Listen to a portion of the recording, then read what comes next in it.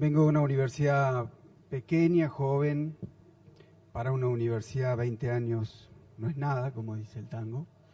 Y una universidad que está sentada en un territorio cerca de Buenos Aires, a 20 minutos, 30 minutos de aquí. Sin embargo, San Martín, llamada así capital de la industria, con una participación en el PBI provincial y nacional del 5 y 10% importante. Aún así, un quinto de su población vive arrinconada en la pobreza, sobre las márgenes del Reconquista. Y por eso también es que nuestra población, la población de nuestra universidad, el 83.1% de nuestros estudiantes son primera generación de estudiantes universitarios, es decir, nadie en su familia había estado en la universidad hasta ellos.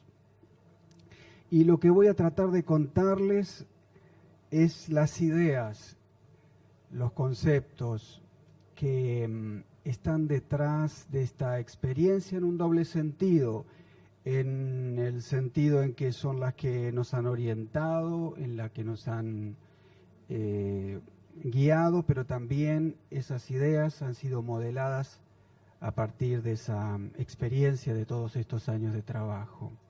El panel tiene como idea central para reflexionar la educación en tiempos complejos. Y lo que me parecía, o me provoca pensar con ustedes, es el significado de tiempos complejos. ¿Qué significa? ¿Qué contenido tiene esto para nosotros? Y la primera idea nacida de la experiencia misma de lo que hemos hecho y estamos haciendo. Por un lado, la constatación de que vemos una inmensa multiplicidad y pluralidad de análisis del presente. Sin embargo, lo que está detrás de esta idea de tiempos complejos es un viejo tema de la humanidad y es cómo leer el mundo. ¿Cómo leer el mundo? Lectura mundi, decían los latinos.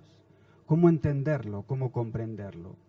Y la primera constatación es la constatación de nuestra incapacidad, casi nuestro analfabetismo, para entender, para comprender este mundo que está delante de nosotros.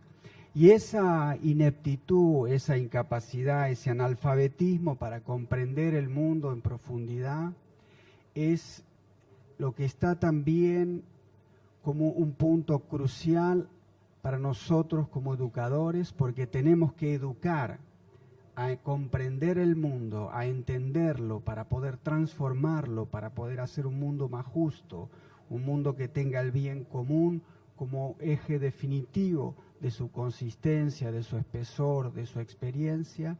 Tenemos que hacer eso sabiendo nosotros que somos o que estamos bastante incapacitados para comprenderlo, para entenderlo. Un pensador del siglo XIX, hablando de lo que hacían las universidades, decía, un pensador alemán, decía, las universidades forman Fachidioten, es decir, idiotas especialistas. Y él decía, porque saben hasta la última coma de su especialidad, pero son bárbaros, son ignorantes a la hora de comprender y entender lo que sucede en el mundo. Lo cual quiere decir que en la raíz de nuestra tarea educadora, en la raíz de nuestra experiencia como educadores, debe estar la convicción de nuestra ignorancia, la convicción de que no sabemos, la convicción de que el gesto central de nuestra tarea educadora es dar razón de este mundo, pero que significa también dar razón al otro, y que por tanto significa la búsqueda conjunta, solidaria, de una idea de lo que es este mundo en el cual vivimos y en el cual estamos. Yo creo que hay un concepto tradicional en el pensamiento occidental que fue amasado en una frase que decía que hay que pensar con las manos, es decir, pensar haciendo. Pensar en el hacer, pero además pensar y compartir desde lo hecho, desde lo que hacemos, desde lo que transformamos. Es decir, unir las palabras y las manos, porque eso es lo que le da espesor, consistencia, densidad y profundidad a las palabras. Pensar hoy aquí entre nosotros, entonces, en solidaridad con la transformación que hemos tratado de provocar cada uno de nosotros en nuestras experiencias, nosotros también modestamente en nuestra universidad. Esa transformación tiene para nosotros en la vida universitaria, en el rol universitario, en la responsabilidad que le compete a la universidad de cara a la transformación de este mundo a través de la transformación de los jóvenes que llegan a la universidad.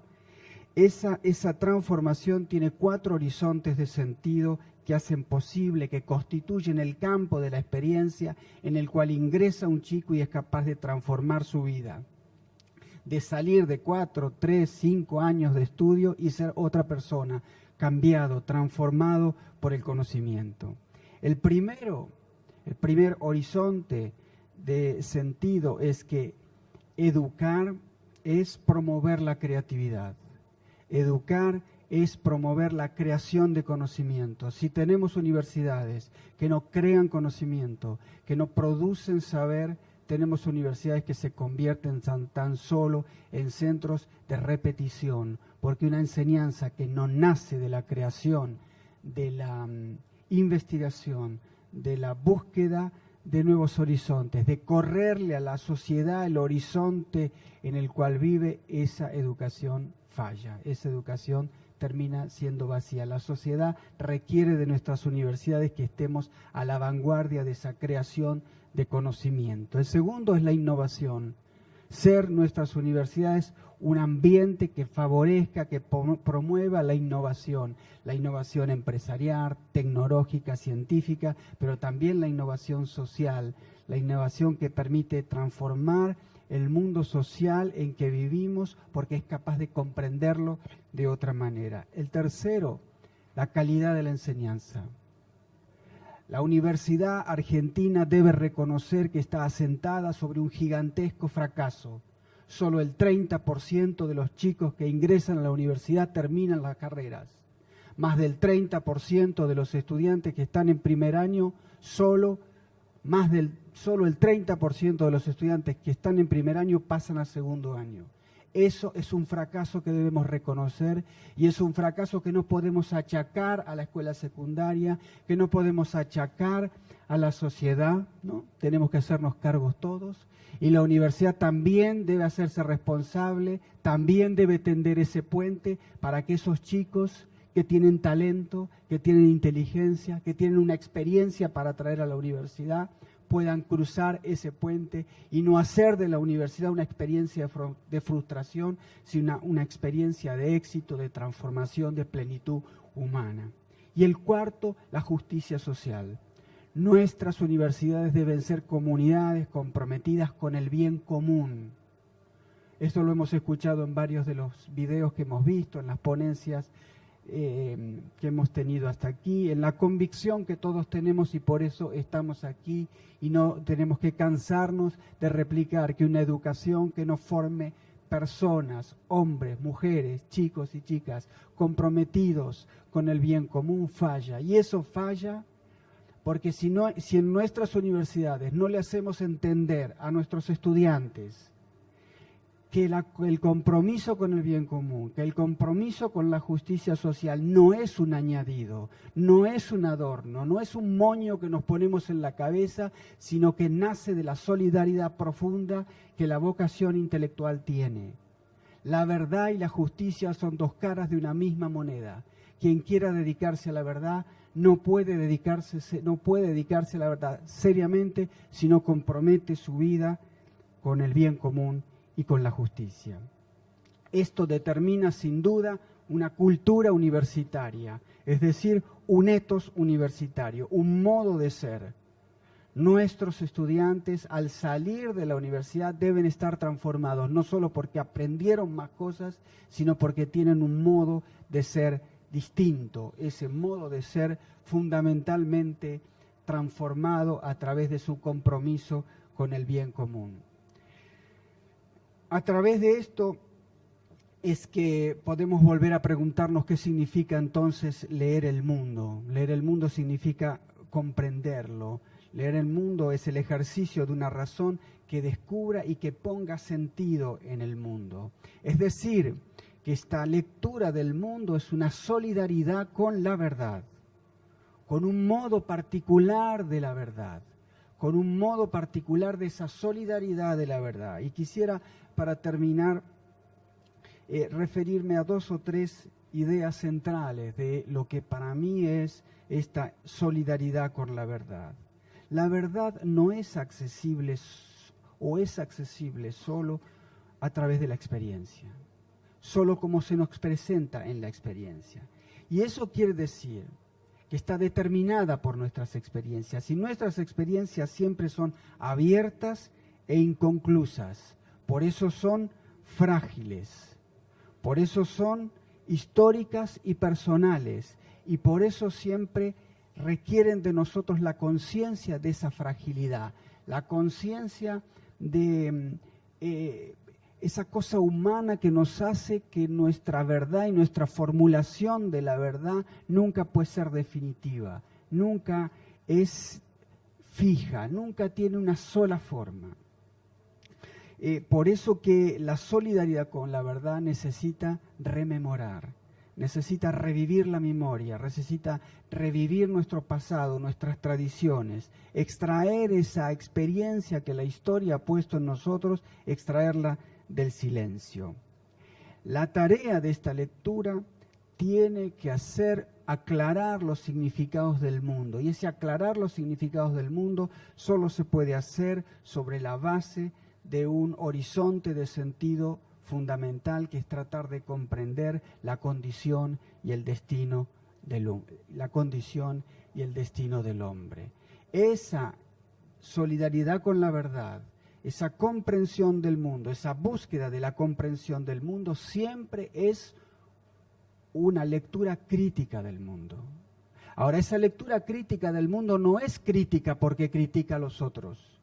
Es crítica porque se hace cargo de su propia debilidad, porque tiene conciencia de que está siempre al riesgo o al borde del riesgo del fracaso, porque está siempre al borde de la traición, y por eso se hace cargo de la responsabilidad ante la posibilidad del fracaso y de la traición. Si nosotros, traición a la verdad, ¿no? Si nos preguntáramos en términos pragmáticos, en términos de habilidades, en términos de hábitos, ¿qué requiere esta capacidad para entender el mundo? Yo concluiría diciendo que hay 4 rasgos que esas habilidades y disposiciones que debemos inculcar como experiencia y no como teoría en nuestros estudiantes son esenciales. Esas 4 son, en primer lugar, la plasticidad frente al mundo. No ser rígidos, no tener formulaciones únicas. En segundo lugar, la apertura a la pluralidad de disciplinas, pero también a la pluralidad de alteridades, de visiones, de voces. El tercero, la capacidad de cooperar. Vivimos en una sociedad que no nos enseña a cooperar, a hacer cosas juntos, aunque pensemos distintos, aunque vengamos de tradiciones distintas, aunque vengamos con experiencias distintas. Y por último, la disposición a la solidaridad humana.